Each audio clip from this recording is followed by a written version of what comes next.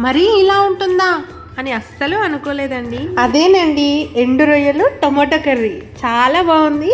Process ఏంటో చూసేద్దాం. ముందుగా అందరికీ హలో, హాయ్, నమస్తే.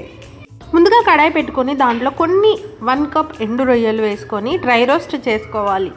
తర్వాత వాటిని తలా తోక తీసేసి వేడి నీళ్ళలో వేసుకోవాలి. వేడి నీళ్ళలో వేసుకుంటే దానిలో ఉన్న దుమ్ము ధూళి అంతా పోతుంది. తర్వాత ప్యాన్ పెట్టుకొని ఆయిల్ వేసుకొని ఆవాలు, జీలకర్ర, కట్ చేసుకున్నటువంటి ఆనియన్స్, పచ్చిమిర్చి, కరివేపాకు వేసుకొని బాగా ఫ్రై చేసుకోవాలి. ఆనియన్స్ కాస్త ఫ్రై అయిన తర్వాత మనం అల్లం పేస్ట్, పసుపు వేసుకొని బాగా ఫ్రై చేసుకోవాలి. ఆనియన్స్ ఫ్రై అయిన తర్వాత మనం ముందుగానే వేడి నీళ్ళలో వేసుకున్నటువంటి రొయ్యల్ని తీసి దీంట్లో వేసుకోవాలి. రొయ్యలు వేసుకొని మనకు దీంట్లో కావాల్సింది కారం, ఉప్పు, ధనియా పౌడర్ వేసుకొని కొన్ని వాటర్ వేసుకొని మూత పెట్టుకొని 2 మినిట్స్ అట్లా మగ్గనివ్వాలి.